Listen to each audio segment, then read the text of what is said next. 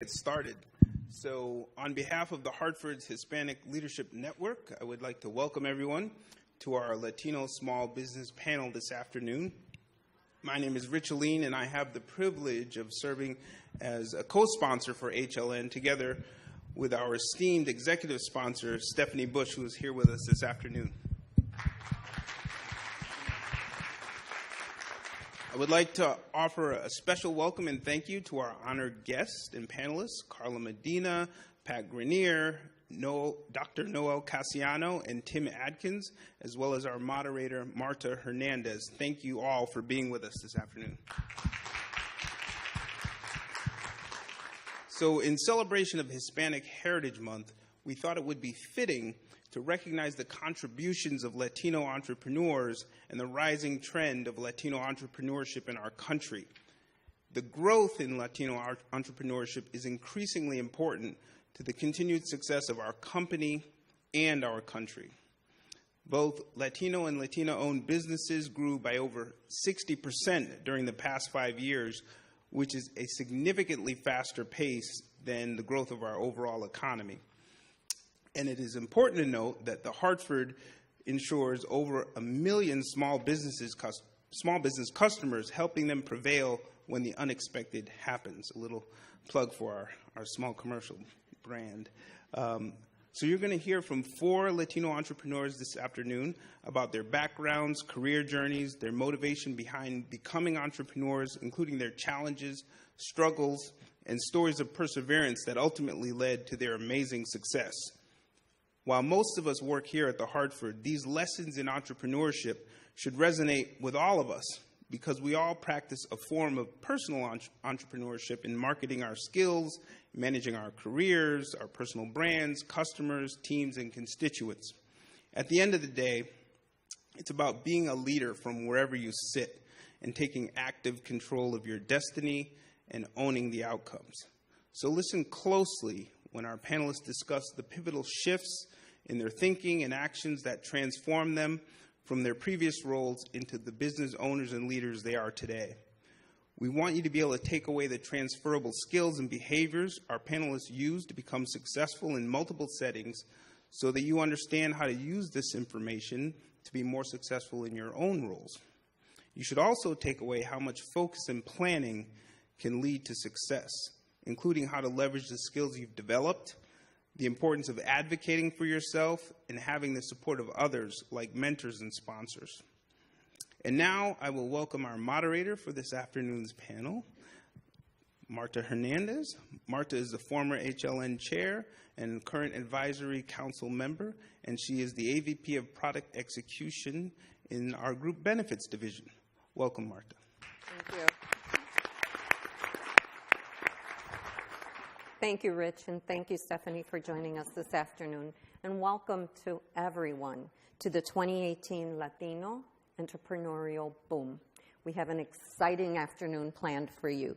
We have 4 very impressive speakers, panelists, who will inspire us with their personal journey.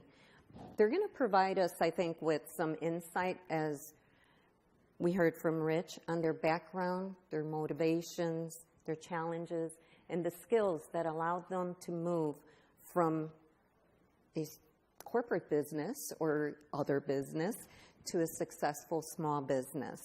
So let me talk about the next 30 to 45 minutes. So during this time, the plan is for me to have a fluid, candid conversation with our panelists.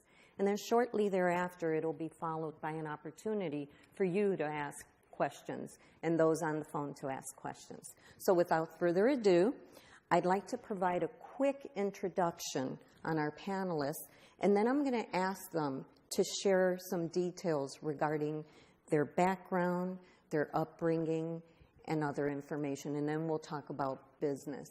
And I see we have Tim, so you'll see we have 3 panelists in-house, and we have 1 virtual from Chicago. I'll start with Pat at the end. So Pat Grenier is the CEO and founder of BPR Grenier Financial Services.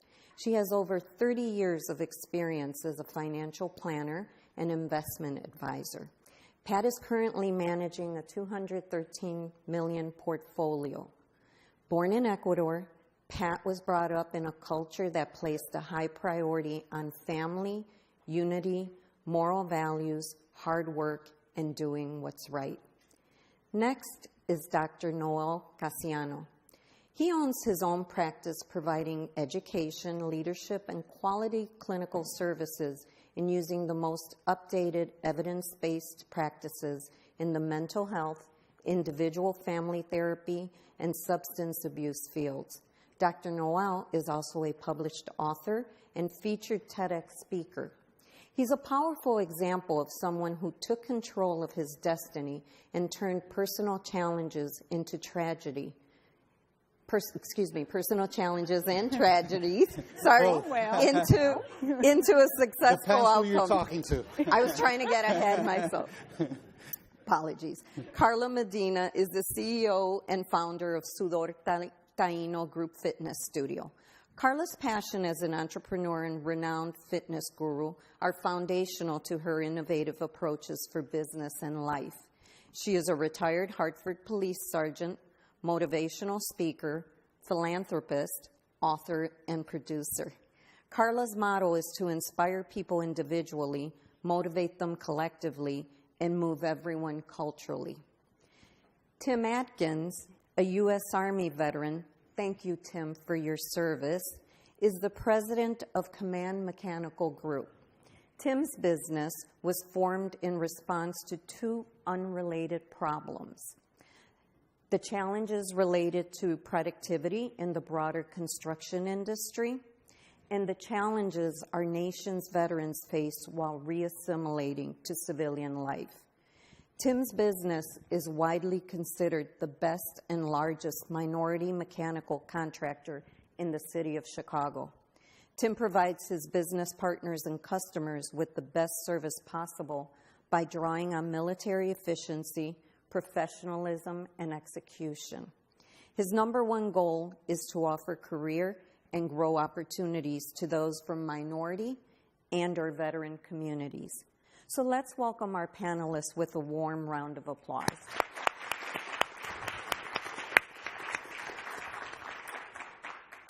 So I'd like to put the prepared remarks away and start by asking each of our panelists to share a little bit about your upbringing and your cultural background. I know we have a lot of rich diversity here across not only gender, but also ethnicity. So Pat, why don't you start us off, please? Okay. In full disclosure, I would just like to say that I am the mother of this wonderful young lady, Nicole Grenier, one of the tri-chairs of the HLN. And I'm really, really happy that I was asked to be on this panel and honored to be on it. As Martha said, I am one of 8 children. I was born in Ecuador, South America. I immigrated as a young child. My family immigrated here. My parents came. My dad worked 2 jobs. My mom worked 1 job. I am the oldest girl of the 8 children, and in a typical Latina family, it is the female that does most of the work. So a lot of the child rearing really fell on me. I was the one responsible for my younger siblings when my parents worked. Also, I became the go-to person in the family, where I had to go with my parents, since they didn't speak English, to the bank, to the insurance company. I had to go when they bought their home. I had to go to the doctors. I was the interpreter. And it really gave me this sense of survival, getting it done. There's a way of doing it, of strategizing, and just learning how to figure things out and to be independent. The thing I think that my upbringing, even though there was 8 of us and we didn't have a lot of money, but I wouldn't change it for the world, because we had us. I had my siblings, my parents, my grandmother. Eventually, my other family members came, and I grew up with this atmosphere of family, unity. You do what needs to be done for the family. Family comes first. And that's what I did. I brought that to my world in the investment field. So eventually I ended up going to college and worked for some of the larger wirehouses. And by the way, I do use Hartford as for my business, to protect my business. So I have this financial planning practice. I'm a certified financial planner, and this practice has allowed me to use all that I learned in my growing up, how to strategize, how to be independent, to be motivated, and to treat my clients as family. They are my family. That's what I do. I just love them, and I work with them as I would with any family member. And as Marta said, I manage currently about $213 million. I have 2 offices, one in Springfield, Massachusetts, and one in Old Wethersfield, Connecticut. Thank you, Pat. Noel? Dr. Noel?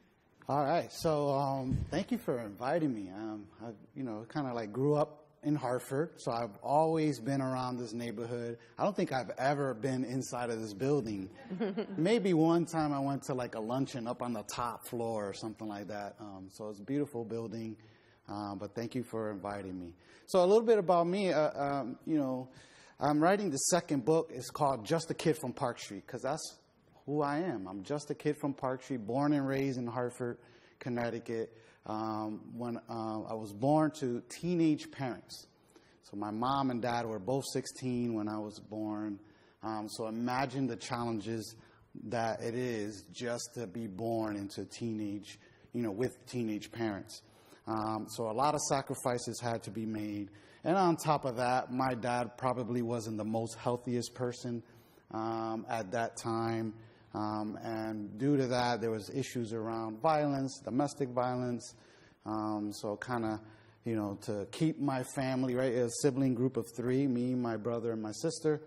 So there were challenges in even that, right? So growing up in Hartford, the teenage parents, issues around domestic violence, issues around poverty, right? And I'll talk a little bit about poverty later, because there are some, some constraints when you talk about poverty, but there's also something that I would like to highlight, and which is there's a difference between financial poverty and relational poverty, right? So when you have rich connections and relationships with positive people, you can overcome a lot of the financial poverty constraints that you have in your life, right? So on and on. So I wasn't the greatest student, right, growing up in Hartford.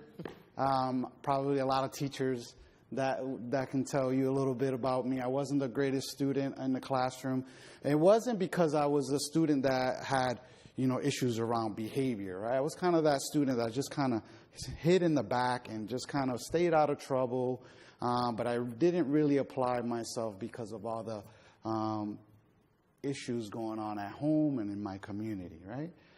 So here it is. It's time to go to college, and I don't have the grades to get into college, right? So I was able to, by miracle, get into Central Connecticut State University, but that's where I really began to think about all the challenges that I had in my life and how I wanted to ensure that I can not only allow myself to personally grow, but to make an impact on just all, for all those other kids from Park Street that were just like me. So went on, got my bachelor's degree and master's degree in marriage and family therapy, and then finished and got my doctorate degree in clinical psychology. And one of the the business that I have now is a private practice business. I have 4 locations, 3 in Hartford, 1 in Hamden. And what I really want to focus on is really working with my community and making sure that they have culturally competent services where they can feel like when they're coming for counseling services or brain mapping, right, because I do some of that, that they're feeling comfortable, that they have a culturally competent person that's working with them. But on top of that, building a positive relationship so that they can really take the time to dive and look at some of the constraints and issues and concerns in their lives that they weren't able to manage, because of many other reasons, right? So I really pride myself in providing, through my private practice work, services to my community that they can feel that they're safe, that they're not being judged, and that they can really thrive and really achieve all the goals that they want to achieve when they come to counseling. So it's a little bit about me. So talk to you in a little bit. Thank you, Dr. Noel. Hard to go after that, but I'll try. So my name is Carla Medina, and I am the owner and founder of Sudor Taino. But before that, I grew up in Hartford, just like Noel, and I grew up in a single-parent household, so a little bit different than that family structure that you had. And my goal was to get out. You know, I grew up in the midst of gang violence, and I thought to myself, I got to do something about this. I got to serve. I got to find a way to, you know, make amends and make people be happy. And I actually did very good in school. So unlike you, I did very good in school. And not all of us could be valedictorian. I know. So I was captain of the cheerleading team. You know, I was, to my siblings, the perfect one, so that left me kind of lonely. And then it also left me striving to just get out and try to be the first one to go to college, be that first of everything, as I was breaking all kinds of barriers when I was in schools. So I ended up getting a scholarship to UConn for 2 years, and that kind of ran out, and then there was like no money. So I decided to come home. I got a full-time job, helped out my mother, and then I decided to be a police officer, but I really didn't think about so much that you had to carry a gun and actually do these things. But I more was like into how can I serve? How can I be a part of my community? So I excelled in the police department as well. And I ended up going back to school, getting my bachelor's, and then went to Trinity and got my master's. During that whole process, I'm thinking there has to be more. I have to be able to serve people, not when the problems like come to fruition, but more, there has to be a way to get into people's psyche and get into people's mind and body before they get to this level. I'm a talker, so I'm going to be banging this mic the whole time. But, so I figured, you know, I have to find something in the midst of all of that, because I had my own personal issues growing up in a single-parent household, being, you know, by myself and having that perfectionist attitude towards myself, and then everybody else thinking I was perfect. I really gained a lot of weight. So I really fluctuated in weight. I gained and lost 80 pounds twice. And during that time, I found, like, when I worked out, nothing else mattered. Like, it didn't matter if the person next to you was going through problems or if I was going through problems. We were, like, shoulder to shoulder in the struggle together, and we were getting through that workout. And for that particular time, nothing else mattered. So I dedicated myself to learning how to teach, and I ended up taking over a couple, you know, gyms as manager and things like that. And then I went into, like, I have to have my own thing because I want to serve with innovation. I want to serve being creative. And I want to be able to, if the class needs a meditation, like, we just shut everything down, shut the lights down, let's go.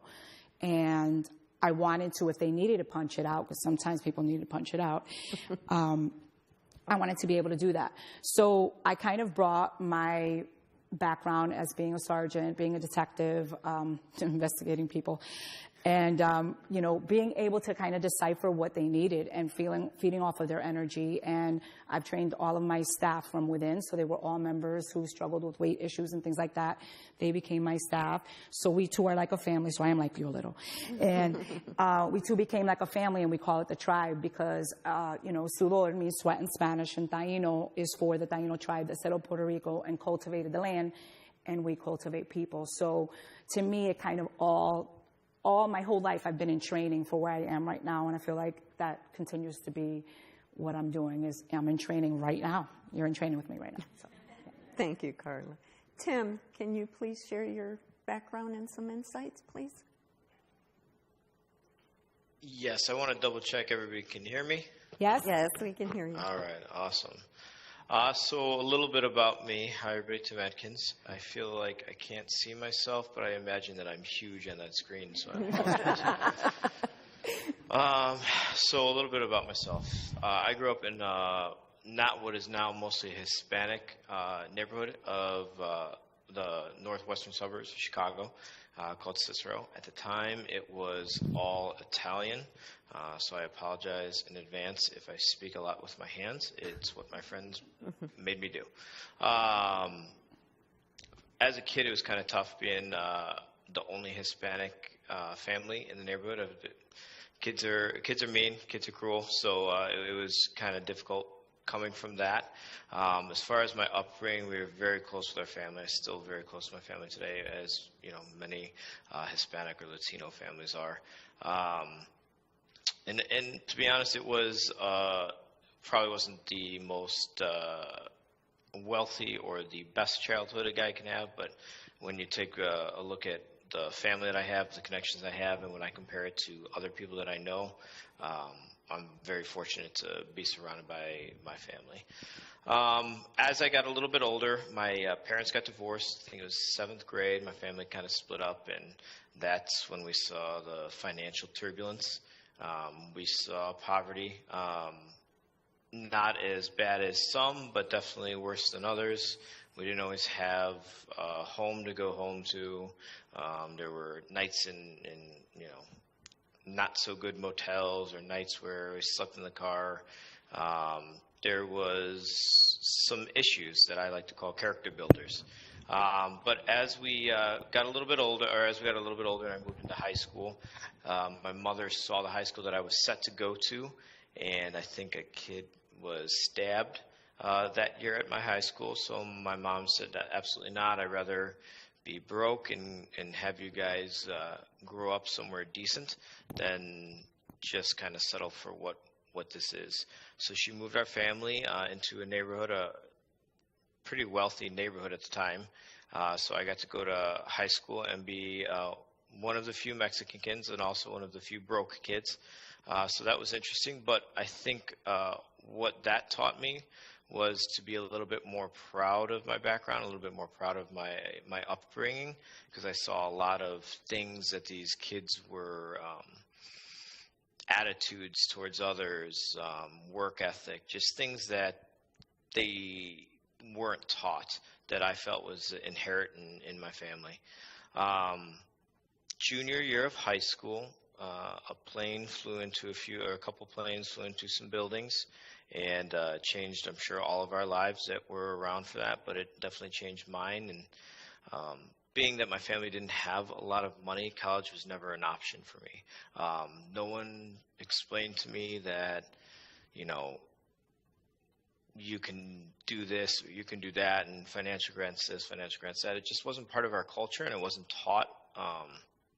So I always kind of anticipated going to the military because that's where my father went after high school, and I thought it'd be a good fit for me. Me and my brother used to dress up in our dad's Army uniforms and play, so I was anticipating it, and it kind of was my only real option.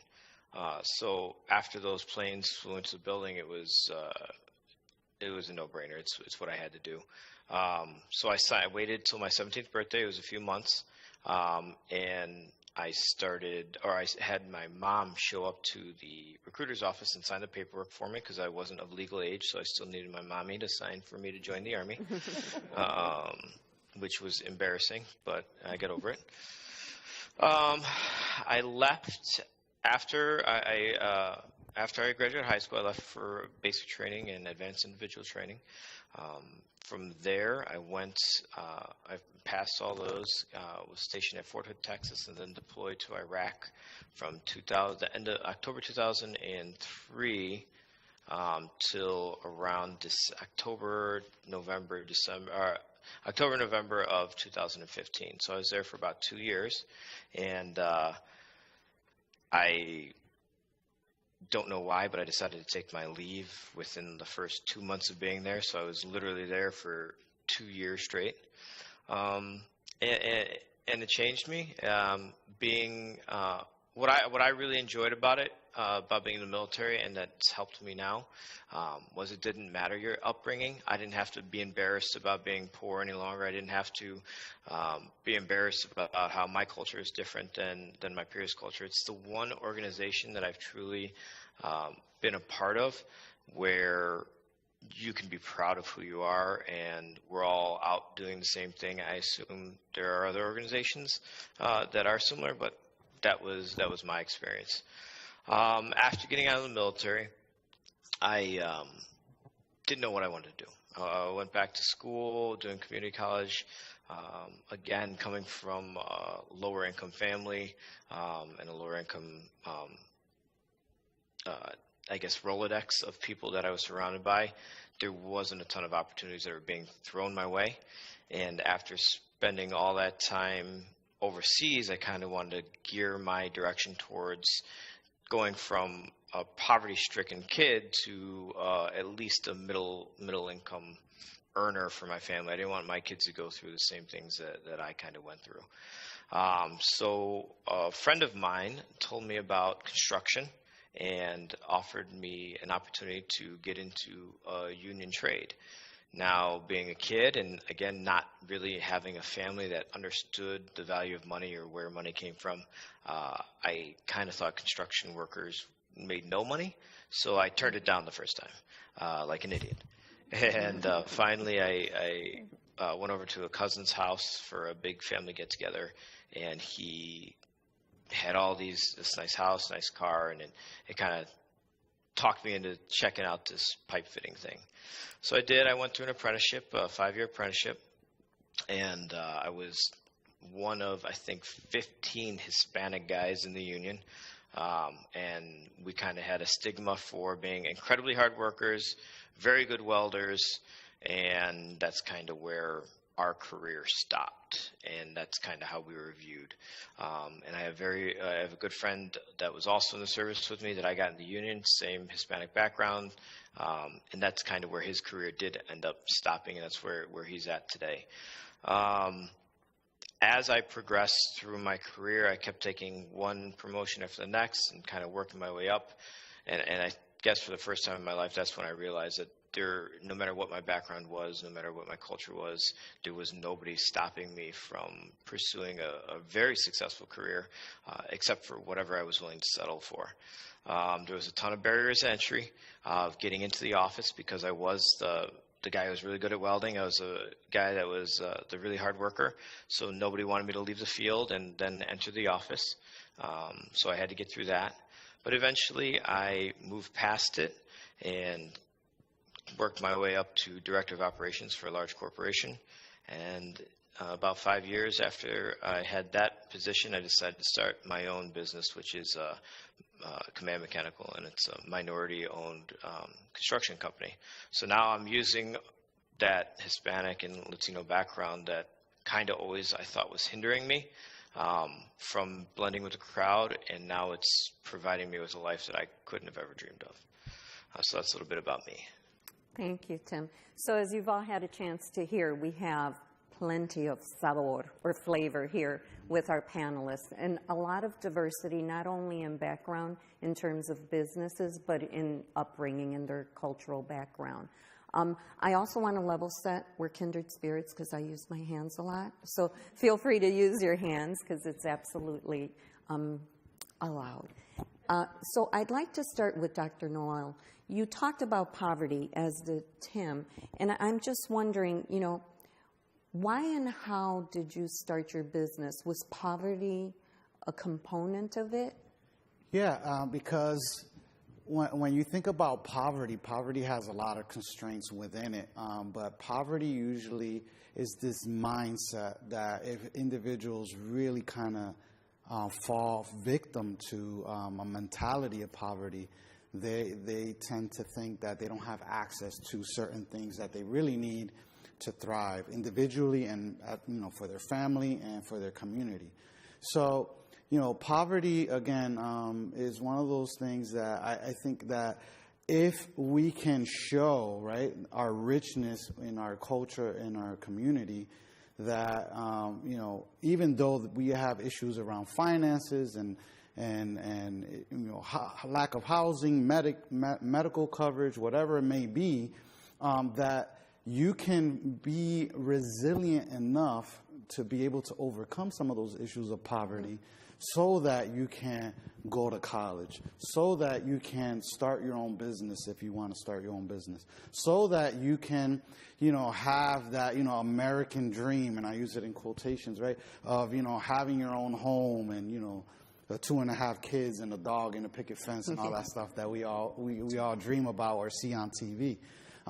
But it's all, you have to be able to find or become resilient enough to say, okay, yeah, right now things don't look good, right? Right now I'm living at 296 Park Street, and I've been here for decades, a decade, 10 years, 15 years, and how do I see my situation get better? So you have to be able to find a way out of not just financial poverty and mental poverty, and be able to find relationships and mentoring and other individuals that can say, yeah, I see potential in you, right? So I've had many individuals in my lifetime that told me, you can't do this, you can't do that, or you're not capable of doing this or that. Mm-hmm. You can accept those as truth for yourself, or you can find the individuals that say, no, you are capable of this and you can achieve that. Let me show you how to complete a job application. Let me show you how to complete a college application, or take you on a tour myself, even though your guidance counselor doesn't want to take you on a college tour. So it's relationships and the networking that you make with individuals within your community and within outside of your community that helps you overcome issues of poverty. Oh, exactly. And I love that resiliency piece of it, because it does resonate. So you can be born into poverty, but then what you do with your circumstance, as clearly, a couple of you have spoken to, is hugely powerful. Tim, can you talk a little bit about how poverty may have influenced why you may have started your business? Sure. I know you shared a little bit in terms of your parents had certainly wanted something different for you, but personally yourself. Yeah, so for me, it really stems from, when I had my first child, I couldn't look them in the eye and know that I wasn't doing everything in my power to not give them that life. And coming from poverty, it's not so much an entrepreneurial type mindset, but it's a hunger that you get, or that you're born with, that won't allow you to settle for anything less than the absolute best. I may not be the most intelligent man in the entire world. I may not have a Rolodex full of contacts, but there is nobody that will outwork me. There's nobody that will do the things that I'm willing to do to make sure that my family is taken care of. And to be honest, I think the first step out of poverty for me was probably the same as it is for everybody else. I made up the decision in my mind that I wasn't going to live that way, and that no matter what it took, no matter who I had to surround myself with, no matter how hard I had to work, that I was not in poverty as long as I didn't believe it. And it's worked for me, because as long as you you can either use poverty as your way out and your reason for being more successful, or you can use it as an excuse. And I don't like excuses. Yeah, thank you. No, that makes sense. And so from both Pat and Carla, I heard family as a big theme. And so I know with respect to starting your business, Carla, you talk about your tribe, or, los Taínos. Can you talk a little bit about how family influenced you into starting your business? So I was longing for what I didn't have. So it was always looking for that tribal love. And that I think I never looked at myself as poor, like as far as the poverty level, but I thought I was spiritually poor. So I was in spiritual and mental poverty. I was yearning for that love and learning for that sense of belonging. And I truly believe that if you're getting that, you get that from a mentor, somebody that's actually helping you, then you find that everyone is in the struggle. But it does, make you believe that I can do it. It gives you that hunger, and you do start to seek more opportunity because you have a team. You're starting to build that tribe. You're starting to build those connections. And that's exactly what I started to do for myself. And then I said, there's other people out there that need this. They need this vibe. They need this energy to get through the week. So that's what I aim to provide. And I believe that we're all in the same, category in trying to build. We love the family feel. And that's what a lot of, bigger corporations or businesses are missing. And what we like to share with you guys so that you understand that. Yeah. It's wonderful. Thank you. Pat? I think that in my case, like Carla, I was an overachiever. And I should get off the stage. I was like, wow, I was like, this is going to be a compliment here. Wait. Feel the love and the vibe. But I feel that, I don't know if it was born or just because of the fact that I had to help my family survive. We're like this little fish in this big ocean. And there's this ocean, and here we are swimming. And we had to hold it together. So I figured that I can't let them down. I mean, my parents work really hard. My dad, 2 jobs, my mom 1 job, 8 kids. And I just needed to make sure that I could make it and that I was not going to be struggling my entire life. There were times I remember when my dad was sick and had surgery and he didn't work, and we couldn't make it on my mom's salary. So we, the kids, got together and we started a fundraiser. We sold chocolates door to door, and just to help make ends meet. So I think it was that family unity and that love that kept us together and helped us to just continue and just to move ahead. And so you start doing what you need to do when you need to do it. You need to be in the moment, you need to meet the moment, and you take the situation and you do the best you can at the time with the situation. And whatever it is when you're there is not usually where you end up. But I think the most important thing is to think that I am me, I am who I am, my culture, my background, and I'm going to love it. And not let that hold me back. So it's not a crutch, but it's actually a positive because we bring all the positive things of our culture to whatever we do, and it shows. I mean, it really shows. People will look at you and say, wow, you're different. Yeah. You're different than somebody else. Absolutely. So I think it was that family unity that helped create that. Yeah, it does take a village. I mean, we hear it all the time, and family tends to be that close-knit unit, tribe, village for us. So I want to talk a little bit about what might have been a game changer or a challenge that put you on the road to entrepreneurship. So Carla, why don't I start with you? There's so many. Well, I would say first and foremost, being in the police department, a male-dominated field, and then going into fitness, I was probably one of the only Latinas on the forefront, probably like 20 some years ago. And everyone looked a certain type of way. And I definitely was not a size 0. I was always, had some type of curves to me, which is in style now, by the way. But it may not be in a couple of years, but, so I always was an outcast to them, but to me, I was, I had to find that authenticity and that Latin flair and, and our customs, our culture, that is what made me who I am. And I bring that everywhere that I go. So, game changers are when people say to me, you can't, I was like, I'm going to set this on fire now. That really that would always change something for me. It did something to me because I'm an overachiever. It did something to me, and it always changed the game for me. And it gave me different eyes. So I was always looking at the bigger picture instead of just honing in on just one goal. It was always like multifaceted goals that were going on for me. And, so those were like little things, the I can'ts, and people shutting off opportunity, I would find it somewhere else.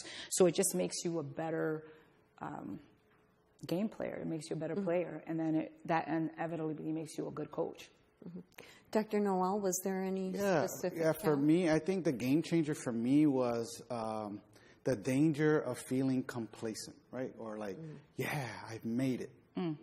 That is really dangerous. And one of my first jobs or my career right after getting my bachelor's degree was I worked at the Department of Children and Families, right, DCF in Connecticut, for 15 years. And I was very successful there. I was a supervisor there and managing a unit and, I thought like, yeah, this is it. I'm now managing my own unit and I have some kind of role in direction and really making an impact in my community right here in Hartford because I was a supervisor in the DCF office here in Hartford.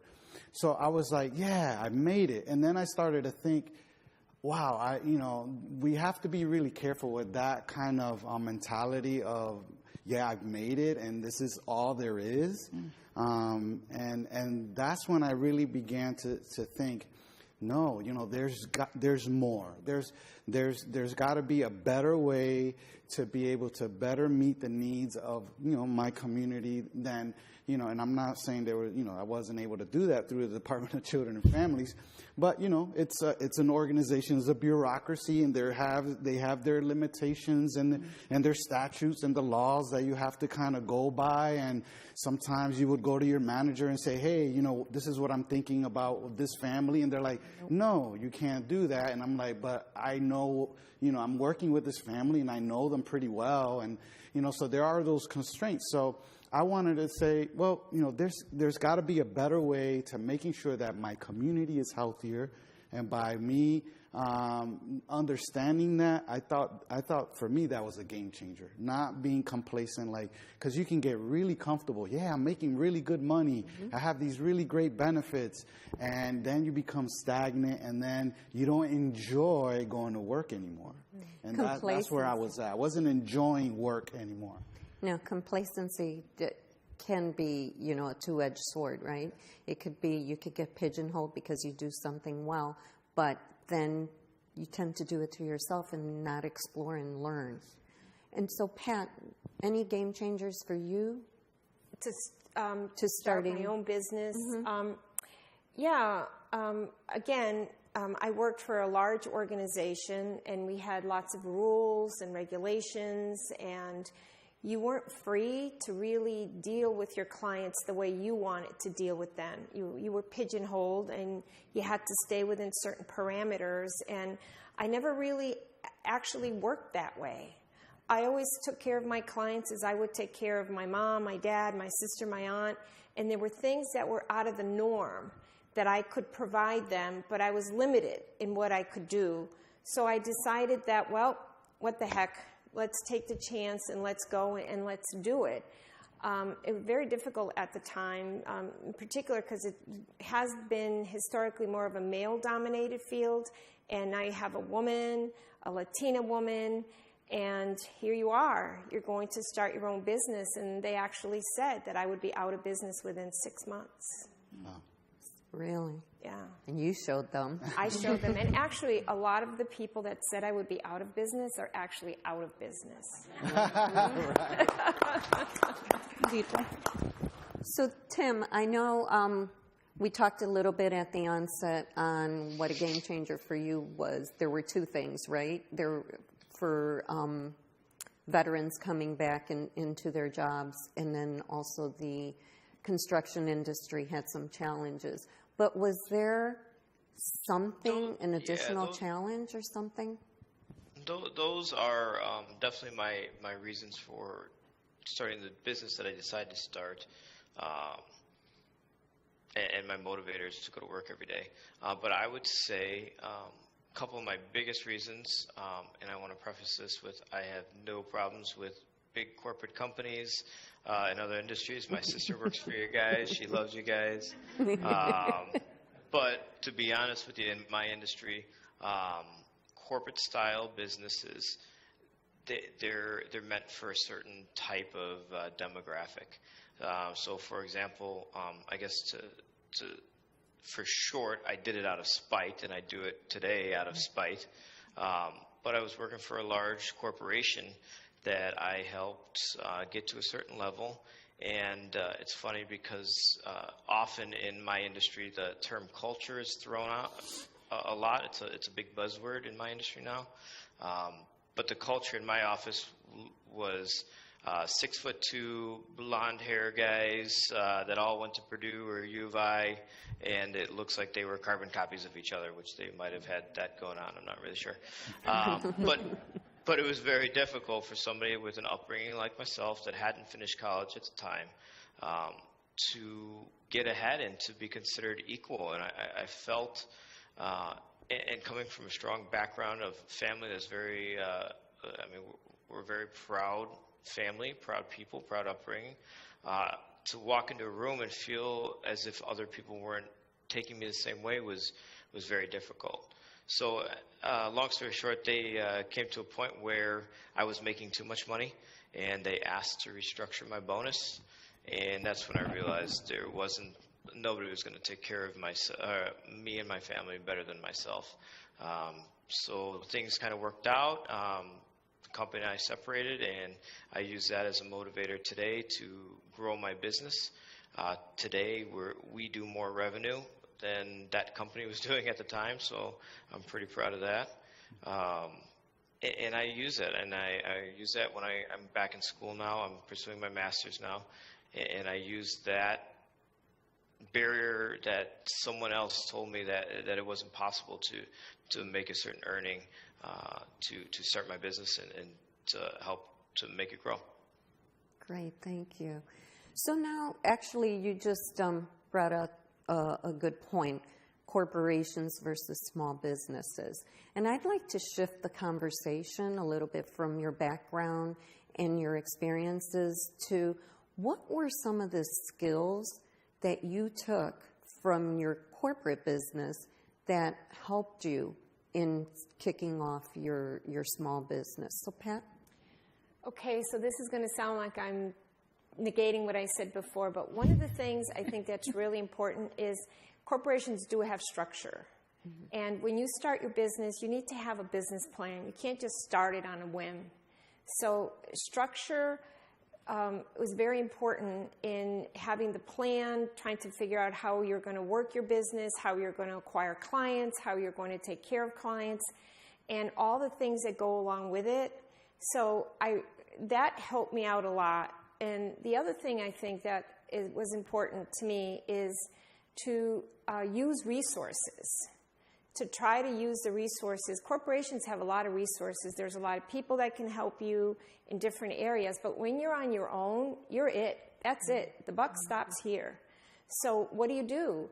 So you learn to find those resources and to use them to help make your business a success. So you find people that complement your strengths or your weaknesses so that you can make your business a whole and a success. I think those are two big things that I learned from working in larger corporations that allowed me to take to the smaller business. And Dr. Noel? Yeah, and I know it's going to sound like we are kind of going back and forth. It's like in counseling, right? When a couple comes in and I ask the husband, so why did you marry your wife? You know, and because she's a strong woman. You know, she's very opinionated, and I was like, oh, that's awesome. So why are you having relationships issues now? Oh, because she's a strong woman. And Yeah. Right. So there are good and bad in anything, in corporate and small business. There are positives and negatives in both ways, but I think that the richness of the corporate business and corporate world is its resources, the people that are there, and the opportunities to learn and grow from one another. That in a small business again It's really you, and you have to find your own resources for your own personal growth. And, I have, a very small business with 3 other clinicians, and, finding opportunities for them to grow, right? Because you want to be able to continue to grow in whatever setting you are, if you're in a corporate setting or in a small business setting. Great. So, Carla, you went from the police department to a fitness business. How do you make that transition? What were those skills? Well, I'm a drill sergeant. Oh, well, there you go. No. I would have thought that of Tim. So I too brought the structure part of it with me, and I learned that how communication should work, meaning that it shouldn't just go from the top down. It should go lateral. Should, just have like a fluid. You should listen to the people on the ground. That was always my complaint. Like, we're on the ground here. We know what we need. We know the resource we need. Just listen to us. So that was one of the things. But I did learn how to wear a million hats. So one day you had to be a counselor. The next minute you had to be, a nurse. The next minute you had to be, putting the handcuffs on someone. So you really had to learn how to switch between roles, which I call the chameleon perspective, because I take it into my business as well. So sometimes my members will see me emptying the trash, or they'll see me sweeping, or they'll see me at the front desk. And it just builds that level of respect that you're willing to do whatever is needed to get the job done, or to make it flow, or to give them what they need. So it builds that mutual kind of respect. And leading by example, Absolutely. too, right? So if you're leading by example, you get more. Yes. So Tim, I'm going to ask you. So in terms of your skills, because the military, I get running a business with the precision for execution, etc. What are some other skills that you also apply from the military that you've been able to transfer into your business? Yeah, absolutely. So as far as the military is concerned and how it affects my business, planning, the way you, in the military they call it backwards planning, you identify your goal first, and then you work backwards to know what the steps that are necessary. It's hard. I forget who it was I was listening to. But I think it was Will Smith during a motivational talk or something like that, said the hardest part about completing any goal is taking that first step. When you look at the whole big picture and you try to think about how am I going to do this, it's very overwhelming. Whereas if you just identify the goal, something that you want very badly, you can start to take steps backwards to tell you what your very next step should be. And it is a very useful tool that I use in business. I use it in project planning. I've taken a lot of things from the military as far as operational excellence is concerned, and after-action reviews to make sure that we're constantly getting better. So that was huge. And then on working for big business, I've done several talks as far as being an entrepreneur is concerned. And for some reason, they always like to kind of pick on me. I don't know if it's because I'm on the younger side, but they try to make me as relatable to, college kids and things of that nature. And the big question always is what do we have to do to be an entrepreneur? I want to be an entrepreneur tomorrow. How do I start? And my answer is always the same. It's get a job. Get a job with a big business. Because if I hadn't had the experience and working, there's a gentleman at my the last business that I can say that I was 100% on board as far as being an employee that I respect very much. And my business today would not have been successful at all if I hadn't spent the time picking their brain.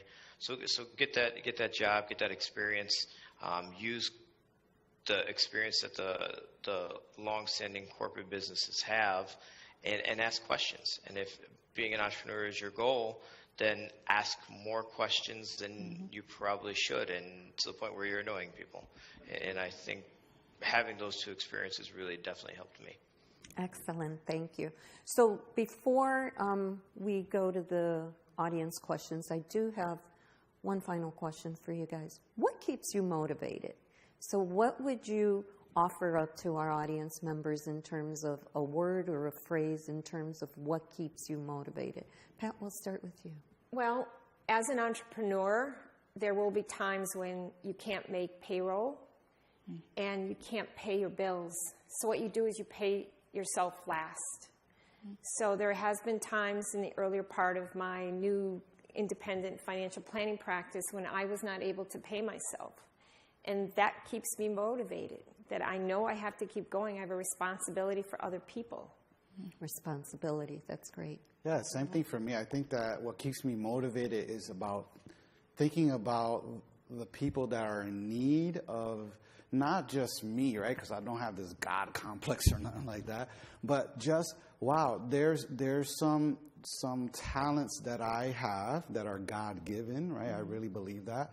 And it would be a shame if I didn't share those talents with the people that really need them. So what keeps me motivated is understanding that there are other people that really need for me to partner with them so that they can see their overall growth as well. So thinking about others and not about me. That's a great tip. Carla? So I have that conversation all the time. I'm like, I know you gave me these gifts, but I'm tired. And, I have this, like a sign at our door, and basically I tell them to, my staff to tap it when they come in, and that's, you're checking everything at the door. You check everything at the door because they need you. And it's always, who are you serving today? What is the service benefit? So it's not about yourself so much. And I always feel like when you start these goals and you have all these, things that you're looking forward to, if you put someone, like if you say, I'm going to do it for my child, I'm going to do it for, you're always going to go that extra mile. Sometimes when you're supposed to diet for yourself or you're supposed to exercise for yourself, I'll do it tomorrow, I'll do this.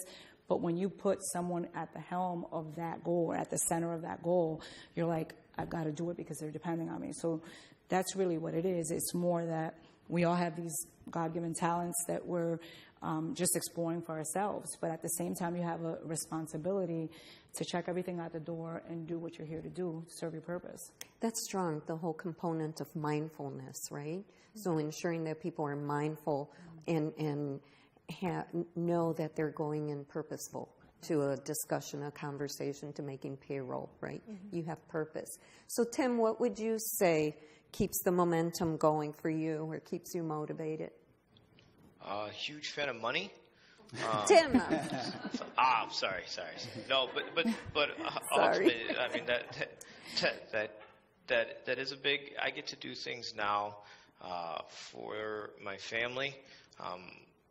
My mom, again, we didn't always have a house. I was just able to get my mom a condo in the same building as me. I would have never been able to do that, doing anything else. And to be honest with you, it's just, so it's not money. It's creating opportunity that I wouldn't normally have. My brother works for the firm. My sister has worked here. And it's taking them and taking my other employees that I know I can do better for them than if they were to go work for some place where the owner of the business doesn't work. So it's very rewarding to see not only my company's growth, my personal growth, but also the people within the organization that I know I actually care about seeing them hit their milestones and helping them hit their milestones. That puts me further and makes me feel like I'm more successful to know that my employees are further along in their careers than I was at their age. Buffering. Age or at their point in their career. Yeah. Oh. Because of working here, and that's big for me. Oh yeah, sorry. No, that's okay. So sorry about the mic thing. You put that thing in my head about all constructions being tall and blonde, and so I was like, oh, that's a mic. Yeah. All right. So I think now would be a good time to go to our audience for questions. So what I would ask is that you wait till a mic runner comes to you. That way folks that are listening virtually can hear the question. So do we have a question in the room? Oh, I'm sorry. Right.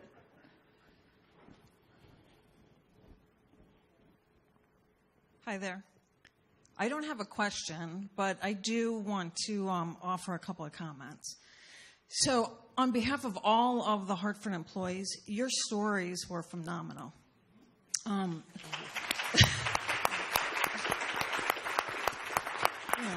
Inspiring, motivational, really a testament to human spirit, and powering through and believing in yourself, and then bringing good and being finding that courage to keep moving forward. And Tim, you just said something about paying it forward. So in some way, shape, or form, all of you said versions of that. And I fundamentally am so grateful I'm here. And I wish we could do this like every day, because this is like very powerful. So thank you so much for sharing your stories. Truly amazing. Thank you. Thank you.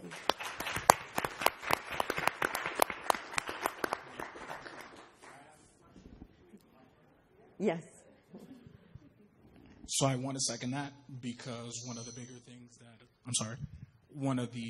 pieces that I already am going to be leaving here with are the multiple perspectives that you guys brought and the variances in those experiences.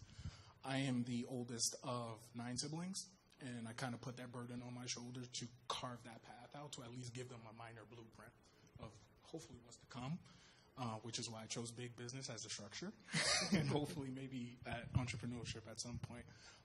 But my question, though, is really kind of more on I am big on mentorship, and I'm going to probably kind of focus more towards you, Dr. Noel. With this age of social media, are you seeing any negative effects of having to counsel these younger individuals on, I guess I have to be blunt and say this, the like factor?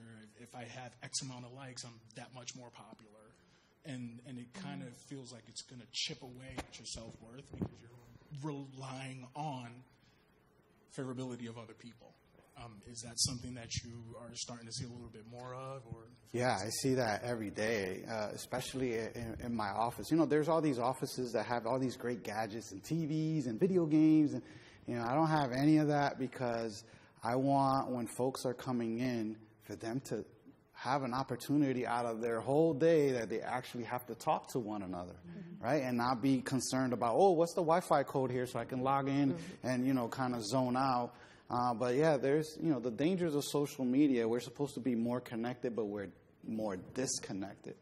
And we're starting to see the impacts of that, right? And I truly, truly believe I wouldn't be where I'm at if it wasn't because of mentors in my life, right? If it wasn't for individuals that took that, importance to say, okay, let's work on these goals and let's set a structure and let's have a plan of how you're going to get there. And you don't get that on Facebook, right? On Facebook, you're not going to get direction. Most of the time you get criticism, right? But you don't get the kind of guidance and direction that you need from sitting with someone that really genuinely is interested in your well-being and really wants to help and mentor you through a process. So I truly believe in mentorship. I always make myself, my wife tells me, you're always getting yourself into trouble, right? Because anytime anyone asks me for a specific, not just a favor, but guidance or, a letter of recommendation, or to sit down and talk about, the differences or the importance of a college education or wherever it may be, I always take the opportunity to do that because someone did it for me. And because they did it for me, now I have, a sense of responsibility to do it for others. So I truly believe in mentorship. If you're not mentoring someone right now, you begin to think about, what am I doing? How am I making an impact in this world? It's not about having 5,000 likes on Facebook, right? It's about, man, I really, and I was just at another luncheon on this past Friday at DCF. They invited me to come back and speak there. And I was so proud to see a young adolescent that I used to be their social worker is now an employee there, right? And those years of mentoring, I was like, man, I'm so glad you're here. And, to see, and I see stories like that all the time, Facebook. I got a message from an adolescent also that, almost 15 years later, she's telling me how important that relationship that I had with her and guiding her and the success that she has now. So if you're not mentoring someone, you should. I just want to add to that, it also gives us that spiritual richness that we were talking about earlier, is to keep that growth level going. And you grow because they also, you could end up being the mentee sometimes with some of the mentors that you get. It's important that I always let them know I'm human, so I do make mistakes. I am not perfect, so that they understand that they should be chasing the person they want to be in 5 years, not chasing me, because I too am going to make mistakes along the way, but I can just be a guide, an anchor, or whatever it is that they need. And something that you both raise is, I think people just need someone to hear them, right? And so if you can serve as their sounding board and just listen. I think our inclination sometimes is to solve, and we don't always have to solve. There's great power in just listening, but there is equal power in providing feedback. So we've all heard feedback is a gift, and sometimes feedback is hard to receive. But if you do take time to listen to the feedback and to give thoughtful feedback, you can truly change a person's life. Yes. I think in my field, we do a lot of counseling, couples, singles. It's usually over money, but it's talking about their family, their situation, what stage they're in life, things that are going right, things that are going wrong, and how to help improve them. So we do a lot of mentoring to get them to a point where they can be at peace. We do a lot of guidance. We advocate for them. And I believe that everybody needs somebody to advocate for them. Yeah. Absolutely. So are there any questions from online? I do have one question. So all of you are amazing, right? You're very determined, driven, but entrepreneurship is not for everyone. And you've also all come from a corporate background or a big organization. So if you could look hindsight when you were in corporate, knowing what you know now, and if entrepreneurship wasn't an option, what would you possibly do different? So maybe those people that don't have it in them to become self-employed, like what would you say back to those people to inspire them? I think for me, being open and transparent in regards to not hiding when you make a mistake, or not trying to say, "Ooh, that was a bad." Learning from some of those mistakes. Again, I was from that kind of mentality back when I was in, at the department, that, I couldn't show my weaknesses. I couldn't tell people that I was struggling in this area or not, because they're going to judge me and they're going to tell me I can't do certain things. But going back, I wish I would have said, I'm struggling in this area, or I would like to know more about this or that. So that I could probably be at a more of an advantage now, understanding that, we all are learning and growing in every single day in different capacities, and being okay with being a little bit vulnerable. I know sometimes that feels unsafe, but when you're a little bit vulnerable, and you can say, I don't know A or B. And then people can say, I know, A, B, and these are some of the things that you can grow, and being open to that, and, not just being like, I know it all, or, that's hard. And I think just to feed off of him, I've been feeding off you. Oh, that's all right. But if you allow yourself to do that, then you're able to show compassion to other people. And when they're struggling with something, be the first one to say, hey, let me help you out with that. I know in the police department, it was always like one person that knew how to run this program, and one person, and they would hold their cards here. Like, they wouldn't be open to showing you how to do it because they thought you were going to take their position, or it was always kind of like that tug of war, and, participating in banter about other people, and just kind of saying to yourself, put yourself in that person's position. You don't know if they're walking around with the weight of the world on their shoulders. They could have lost their significant other. They could be going through financial hardship. Just being able to just take a step back and say, if I show my vulnerability a little bit, and you're not going to spill the beans, right? At every board meeting, whoa, you're not going to do that. But at least letting people know you're not perfect, because we all know we aren't, but it takes a lot to put on, all that facade, and come into work and act like everything's okay. But, just smiling at that person, letting them know it's going to be okay, saying, you know what, you did this yesterday for me, I got this today. Just anything like that. It allows you to be more compassionate. And I think that is one thing that a lot of bigger organizations are missing, because it's so hard to do. But, think about when you go to lunch today, like I think I had probably like 1 or 2 people smile at me. I try to make eye contact with everybody, but they're guarding their smile. Think of how much hard work that is. Just let it out. Just, show those teeth, So I just think the compassion goes a long way. I think that how you approach your job shows your entrepreneurship, even if it's in a corporation. Mm-hmm. And I think for me, if I stayed in the large corporation, I think what I would have hoped that I could have done is approach my position that way. Mm-hmm. That means looking for a mentor, asking for help, doing more than is required, 110%, including everybody that I needed to include. And even though it's in a corporation, but everybody's job is different. And if you approach it with open eyes and I'm going to do the best I can, I'm going to improve on how my position is, you are being an entrepreneur, even though you're an entrepreneur in a corporation. Tim, I know. Yeah, I do have, I'm going to give you guys a free tidbit here. They call this the Tim Adkins 5 Keys to Success. Do with it what you will. The doc's probably going to roll his eyes at me. I'm interested. I might write a book about it. There you go. I won't, so feel free. And these things apply to working in a corporate environment. These things apply.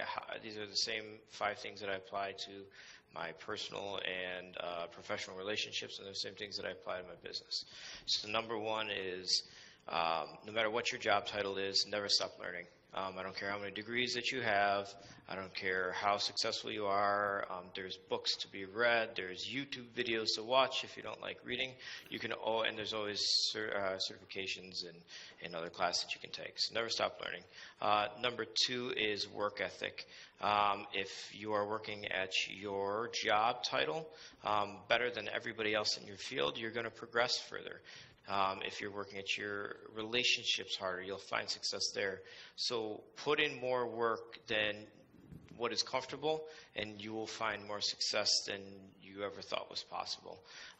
Number 3 is my motivator. For any of those of you that are into fitness or dieting, and if you start a routine, you're going to hit a day or 2 where you just don't feel like working out, or if you start a new job, you feel like, what was I thinking? I don't know if this job's right for me. You have to find something that when you are down in the dumps and when life's getting you down, you just don't know what's going on, that can pick you up. I watch a bunch of motivational videos. If you guys saw half the stuff I watch on YouTube, you would all make fun of me, I guarantee it. But it does it for me, and you have to find what motivates you, whether it be family or whatever the case may be. 4 is find yourself a mentor, whether it's a mentor. I suggest what's really worked well for me is if you're looking for advice on your professional career, find a mentor that has experience but works for a different company. You really need unbiased mentorship if you want to get an honest opinion. And again, that's with relationships or anything. You always have somebody that you can talk to that you trust and respect that can give you advice. And then finally is keep your ego in check. I'm finishing up my master's, like I mentioned. I have a ton of experience, but every time I walk into a room, I make sure that I feel like I'm the dumbest guy in the room. You always have something to learn from everybody, no matter what position they are in life, no matter what background they come from. Be humble and remember that you genuinely have something to learn from everybody. And I think if you apply those things to a corporate environment or to being an entrepreneur, or again, to relationships, I think those things will help you go a long way. Those were excellent tips, Tim. Thank you. So I think we've come to the end of our conversation. So I want to thank our panelists, and I also want to thank the folks in the audience and listening to us via Skype for their attendance. Hopefully you found the discussion inspirational and you were able to take some nuggets back with you. But again, thank you and have a wonderful afternoon. Thank you.